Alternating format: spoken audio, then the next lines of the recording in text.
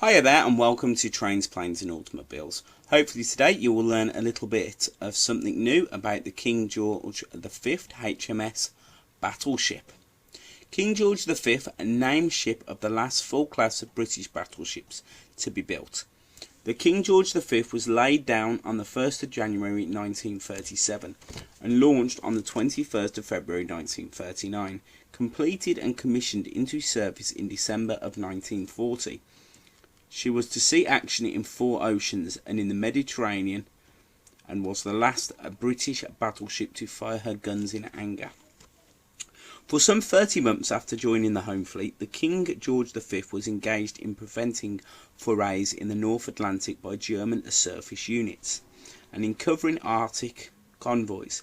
A month after becoming flagship of the Home Fleet, she was involved with the Rodney in the final phase of the action that accounted for the German battleship Bismarck in the North Atlantic on the 27th of May 1941. In the winter of 1941 to 1942, in addition to the raid against the German shipping in Glomfloyd in October 1941, she led 3 operations to forestall anticipated raids by the Tirpitz and Admiral Scheer. During her Arctic duties, the King V twice suffered damage. First when she accidentally rammed and sank the destroyer Punjabi in May 1942, and second in mountainous seas in a hurricane in spring of 1943. In May 1943, found the King George V at Gibraltar in readiness for the operations in the Mediterranean. She supported the landings in Sicily in July and in Salernitana in September, before returning for a refit in Liverpool in the spring of 1944 in preparation for the transfer to the Far East at Ceylon, Sri Lanka. She joined the British Pacific Fleet when she formed in November 1944 and supported the carrier force in the attack on the Japanese oil installations at Palembang, southern Sumatra in January 1945.